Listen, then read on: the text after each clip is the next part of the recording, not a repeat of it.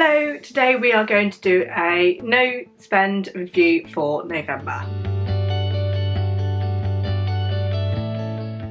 Hello, my name's Rachel, and if you don't know me already, I do videos all about decluttering, minimalism and my no spend year, and I track everything that I spend each month, bar bills, into my Go Girl budget planner, and I track my spend, I track food and petrol. So those are the three things that I kind of focus in on. All the bills are kind of separate and already accounted for. I've already reduced the amount of money that I have going to unnecessary items. So everything that is leftover money is then tracked. And the idea is that I track all of my spend so that I'm reducing the amount that I'm spending on kind of knickknacks and everyday items and keeping it within a budget so that I have more money to start saving towards a deposit for a house.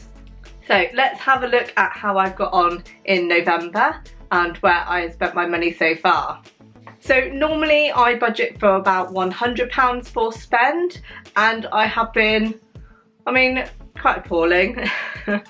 I have spent a lot more each month than I should have done. So for example, in October I spent 130, in September I spent 168. So as you can tell, I've not been very good or not been strict as I normally would be for my spend, but this time I have decided to be a bit more cautious and really think about what it is I'm spending my money on so that I can really get ready for Christmas and pay for other things. So in my spend this month I have included a couple of gifts that I've purchased for other people. I think these were for birthday and the odd one for Christmas, but I generally haven't spent very much money. This month I spent £95 on spend, so I am within my £100 budget for those kind of knick-knacky things.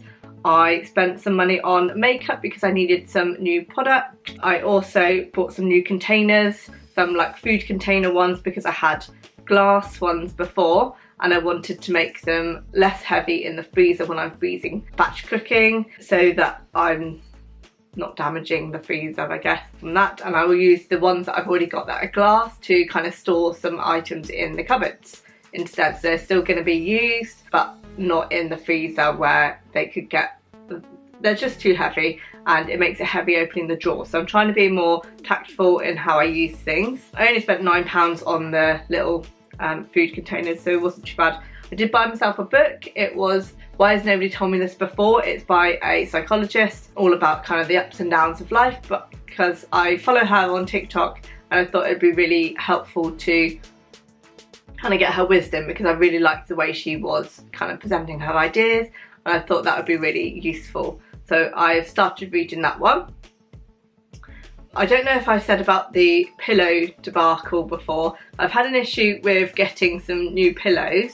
So the ones that I normally have on my bed were getting really old and they needed to be replaced. They were memory foam ones, but I found that they were kind of too firm and too high for what I wanted to be comfortable at night for sleeping.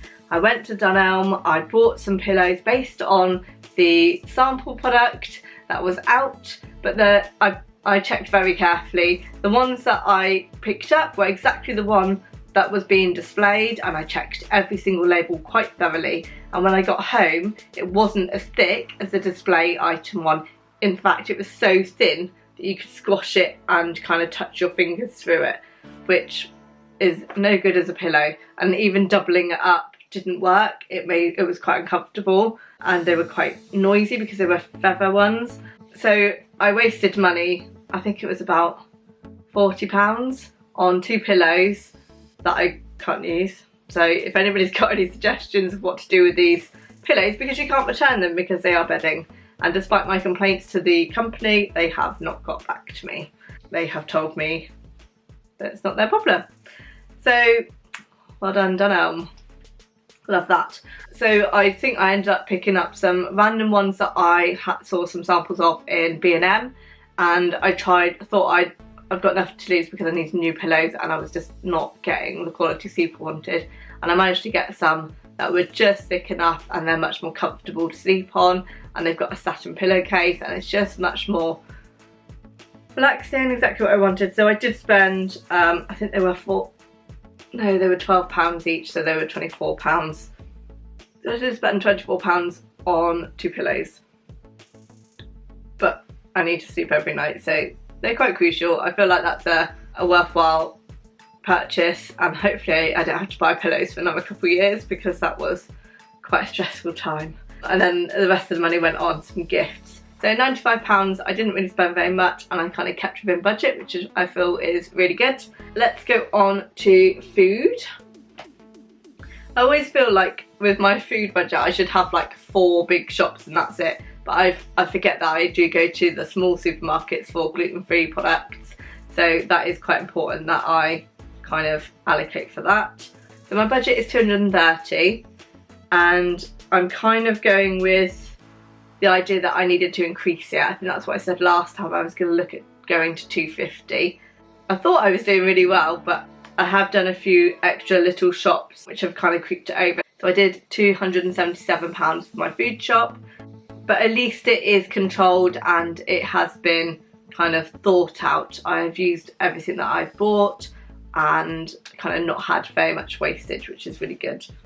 Petrol wise, I was doing 190, and then I said I'd move it down to, I think I said 150, but because there were, I think that's another reason why my food is over actually. It was 5 weekends in that last pay month. So for me, it meant 5 lots of shopping and 5 lots of petrol. So that's probably why I've gone over to 277. I think actually I probably would have been about, right, 250 if I didn't have an extra week of a weekend in that pay packet. But on a 4-week pay packet, it works out okay. But so petrol then, I spent 162, which considering that is 5 weeks worth of petrol, I didn't think that was too bad actually. So I have managed to keep on track with my spending, which is good. And I track everything there. I now, obviously I'm debt free, so I don't track any of debt anymore. I've managed to clear that. But now what I need to start doing is tracking savings and actually putting some money aside each month and putting it to savings. I've been quite lax with that lately, just because money has been tighter, and I now need to think a bit more strategically about a long-term plan now. So I need to get saving, I need to start getting some money together so that hopefully one day I can buy a house. It's a bit bleak at the minute when the house prices are not dropping. They're definitely more than they were, they're still more than they were a year ago, which for me is just not affordable. A 2-bed flat, the cheapest you can get is probably about 180, and the best I can get for a mortgage is 130. So if you've got a spare couple of grand, that would be great. But that just doesn't look feasible anytime soon. But you've got to start somewhere, and you've got to start saving and kind of hope that things will fall into place, and that's kind of what I'm going for now.